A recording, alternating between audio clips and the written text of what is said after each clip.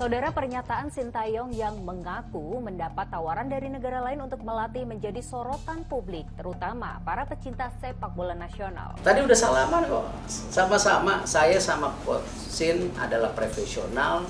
Saya sangat menghargai Coach Sin, saya mendorong Coach Sin supaya sukses. Karena memang Coach Sin suka Indonesia, saya juga suka Coach Sin.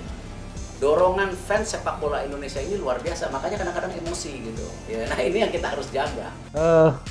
Kualifikasi Piala Dunia Irak November Ya. 5-1, Filipina 1-1. Ini saya sebut angka nih, statistik data, bukan ngarang kan berarti. Masuk ke persiapan TC, kalah 4-0 dari Libya, 0-4, kalah 1-2 Libya 2 kali, kalah 0-5 Iran.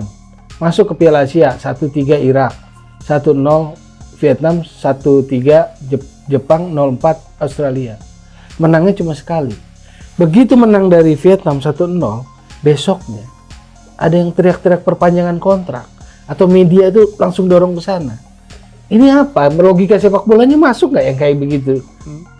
I mean, gue masih nggak paham kenapa orang hanya melihat sisi skor. Ya. Kalau namanya proses membangun tim, ini tim paling mudah. Justru 5 pemain yang mengangkat, yang jadi tulang punggung, Bagot lah ya, termasuk terutama Yenner, Hubner, Marcelino, Strike, Bagot itu umurnya 23 ke bawah, mereka ikut Piala Asia, mungkin ada kemungkinan mereka tetap ikut. I mean, rank 146 dari 170-an, lawan rank 16 Jepang, 25 Australia. Ya. What do you expect? Kita akan menang, ya kan? Kalau kita objektif, gue bilang Australia itu babak pertama diobok-obok. Obok-obok ya, bagus banget mainnya ya. Jepang, Indonesia ya. Iya, Jepang babak pertama pegang bola iya, tapi they create zero chance. Gak ada peluang untuk Jepang. Ini kan sebuah progres. Jadi mungkin Indonesia itu dapat pujian harus main kayak Manchester City, cetak gol dari 40 meter, ngelewatin 6 pemain, 60 kali sentuh di kotak penalti baru dipuji. Come on. Jadi kayak ketemu Avenger FC gitu, yang main Thor, Aquaman itu baru kita dipuji. Karena kalau lewat jalur biasa dengan sikon yang kita miliki, itu banyak, sebenarnya nggak banyak, segelintir orang yang menghujat kita, dan it's just not fair. Sekali lagi, gue bukan buzzer Sintayong, gue tidak pernah ketemu Sintayong, tidak pernah konsultasi dengan kontak dengan Sintayong, nothing. Gue hanya menilai apa yang gue lihat. Sintayong dengan pemain seadanya bisa membawa Indonesia lolos ke final. Cuman kan memang di final tuh gak bener juga kan, wasitnya, saya masih inget tuh ya, permainannya keras banget pada saat itu. Tapi kan lihat saja, dengan kalau nggak salah tuh di pertandingan final hanya 14 pemain, kalau nggak salah yang available, tapi dia bisa bawa ke final. Mainnya juga agak jelek kan. Which means apa? Pelatih ini memang adalah pelatih yang bagus dan pelatih yang benar untuk memajukan sepak bola Indonesia. Dalam hal ini saya tidak ingin memuji setinggi langit Sintayong, tapi ini adalah faktanya. Memang saya beberapa kali juga ada mengkritik Sintayong, tapi berdasarkan permainan timnas Indonesia, bukan secara personal, bukan tentang kebijakan dari Sintayong untuk memakai pemain-pemain keturunan Indonesia yang sebetulnya ya itu wajar saja karena mereka punya garis keturunan Indonesia, mereka punya darah Indonesia, atau juga bukan karena Sintayong memilih pemain-pemain tertentu untuk dia panggil ke skuad timnas Indonesia, enggak. Tapi ketika memang ada yang tidak berjalan dengan normal, ya tidak ada salahnya juga kita mengkritik. Tapi sebatas itu, jangan over. Kalau kerjaan kita hanya mengkritik terus, ya artinya kita lupa dong dengan apa yang dilakukan oleh Sintayong yang ketika itu bisa membawa Indonesia lolos ke Piala Asia setelah belasan tahun absen. Ya, kalaupun sampai sudah pemain itu full ada di dalam dan masih gagal juga untuk bisa lolos ke babak selanjutnya, pasti ada pertimbangan lain untuk pertarungan di tim senior juga di Pra-Piala Dunia untuk zona Asia di grup F yang kita akan ikuti, dan pasti ada pembicaraan lain lah yang akan ke depan. Makanya kan saya selalu yakin bahwa tenang aja, STY itu aman. Ya, Pak Erik juga akan tetap tenang untuk menghadapi ini, dan makanya dia tidak mencari pelatih lain karena hatinya masih dengan STY.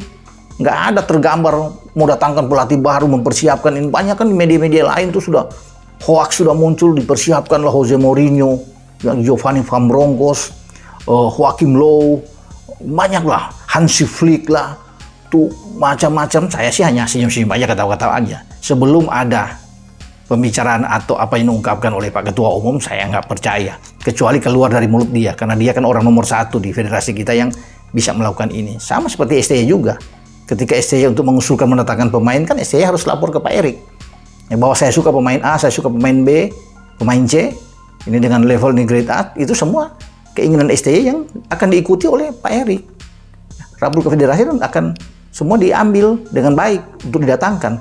Jadi kalau khusus untuk STY ini, ya teman-teman semua, Pak Erik itu memanjakan, ya, dalam tanda kutip STY. Apa yang STY minta semua dikasih. Ya, baru-baru ini STY minta tambah bus untuk pemain, dikasih. Dia minta tambah dokter, dikasih sama Pak Erik. Di Piala Asia harus nginap di hotel bagus, Hotel W namanya. Wah, dikasih Pak Erik. Pokoknya apa yang diminta oleh makanan harus tambah gizi ini, harus di ini STY minta, dipenuhi semua. Jadi apa yang diminta oleh STY selalu dipenuhi. STY minta Martin Paes datang, salaman. Ya, semua, Ratnar, Nathan, Jai, semua kan diminta lewat STY semua. Bukan Pak Erik yang punya mau. Itu STY. STY minta kebutuhan ini ya demi untuk tim nasional yang bagus, lebih baik ke depan, itu dituruti. Jadi nggak usah takut teman-teman, nggak usah dengar-dengar yang berita-berita yang hoax yang macam-macam lah. Ya, ini sebelum dapat langsung dari orang yang tepat. Nah ini, makanya saya selalu berhati-hati terus memberikan ini. Kalau mereka tanya, mesti dapat keterangan dari beliau dulu.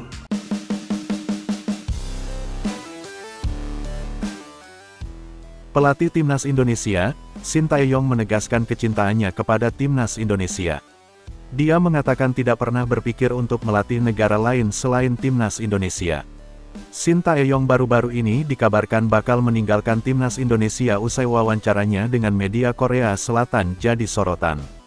Baru-baru ini dia mengaku banyak mendapatkan tawaran dari tim lain. Shin mengakui hal itu memang terjadi. Namun, dia menegaskan kesetiaannya. Jangankan melatih negara lain, berpikir untuk hal itu saja tidak pernah dilakukannya. Selama saya menjabat pelatih Timnas Indonesia memang sering ada tawaran. Namun, tidak ada pikiran pergi ke negara lain.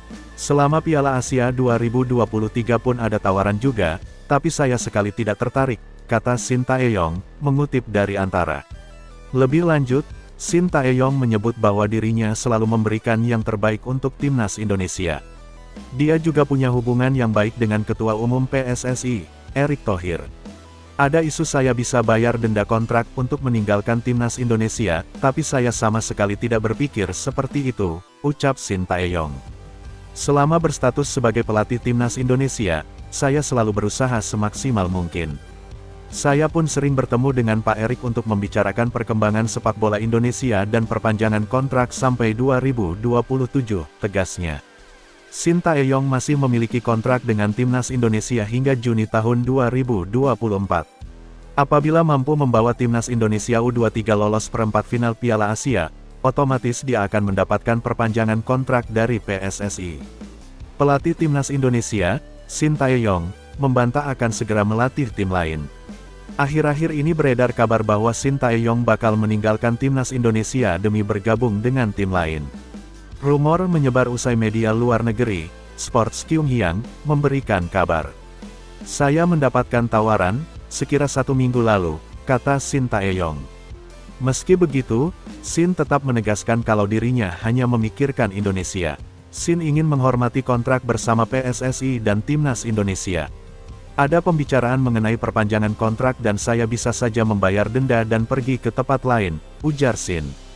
Nah, meski ia bisa membayar denda demi pindah ke tim lain, Shin Tae-yong menegaskan komitmennya untuk bertahan di Timnas Indonesia. Ada juga isu-isu bahwa saya bisa bayar denda kontrak, tapi sama sekali tidak pernah berpikir seperti itu, kata Shin Tae-yong. Namun, ia pun tak menampik bahwa tawaran untuk berpaling dari Timnas Indonesia terus berdatangan. Bahkan, saat Timnas Indonesia bermain di ajang Piala Asia 2023 pun, tawaran datang. Memang selama saya jabat pelatih Timnas Indonesia, sering ada tawaran. Tetapi mungkin seperti sebelumnya kita lihat sampai tahun 2023, maksudnya akhir tahun ya jadi sudah ada kontrak juga. Jadi tidak ada pikiran pergi ke negara lain juga. Dan memang selama turnamen kali ini pun memang ada tawaran, tetapi saya sama sekali tidak ada tertarik, tutupnya. Berita selanjutnya, pelatih Thailand mengaku takjub dengan keberhasilan program naturalisasi Shin Tae-yong. Puji setinggi langit prestasi Timnas Indonesia di Piala Asia. Program naturalisasi pemain keturunan untuk Timnas Indonesia yang dilakukan PSSI mulai nampak membuahkan hasil. Terbaru, skuad asuhan Shin Tae-yong itu berhasil menjawab target dengan lolos 16 besar Piala Asia 2023. Keberhasilan program naturalisasi Timnas Indonesia itu turut mendapat acungan jempol dari sejumlah insan sepak bola Asia Tenggara. Salah satunya datang dari pelatih tim Thailand U20 Yuki Richard Stauff. Sebagaimana diketahui tim Indonesia U20 baru saja menjamu tim Thailand U20 di Stadion Gelora Bung Karno, GBK pada Jumat tanggal 26 Januari tahun 2024. Pertandingan tersebut dimenangkan oleh tim Gajah Perang Muda dengan skor 1-2. Seusai laga, pelatih Thailand U20 Yuki Richard Stauff merekomendasikan seorang penjaga gawang yang menurutnya layak diamankan oleh Timnas Indonesia. Penjaga gawang yang dimaksud adalah Ryu Nugraha yang kini bermain untuk klub J-League 3 AC Nagano Parceiro. Menurut Stauff, sosok Ryu cocok berada di bawah Mistar Timnas Garuda. Berbeda dengan pemain Indonesia lain yang bergabung ke Liga Jepang melalui jendela transfer, kiper berusia 23 tahun itu memulai karirnya di Jepang dari level pelajar. Ryu mulai bermain sejak di bangku SMP bersama klub sekolahnya Shioda dan berlanjut ke SMA Ueda Chikuma. Lalu dia berhasil tembus audisi pencarian bakat tim AC Nagano Parceiro yang saat itu dipimpin oleh Stauff.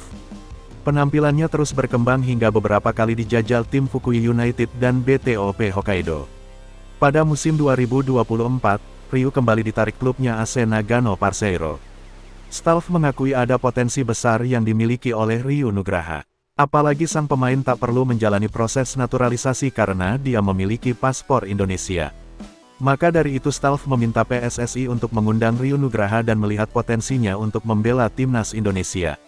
Undang dia dan Anda akan lihat karena dia punya kualitas dan juga pemain yang baik, ungkap Yuki kepada awak media di Jakarta. Sebagaimana diketahui dalam waktu dekat ini Timnas Indonesia akan menghadapi laga lanjutan kualifikasi Piala Dunia 2026 Zona Asia putaran kedua. Pada bulan Maret mendatang skuad asuhan Shin Tae-yong akan menjamu musuh bebuyutannya Vietnam pada tanggal 21 Maret. 5 hari kemudian baru mereka melakoni laga away. Menjelang laga itu Timnas Indonesia berpotensi ketambahan pemain keturunan lainnya yakni Nathan Chuaon, Ragnar Oratmangun, Tom Haye, dan Maarten Paes. Wakil Ketua Umum PSSI Zainuddin Amali mengatakan pihaknya tengah berupaya agar proses naturalisasi keempat pemain tersebut cepat rampung supaya bisa memperkuat lambang Garuda di dada. Terbaru anggota DPR RI Hetifah Syaifudian menyatakan bahwa proses naturalisasi tersebut tinggal menunggu surat perintah dari Presiden RI.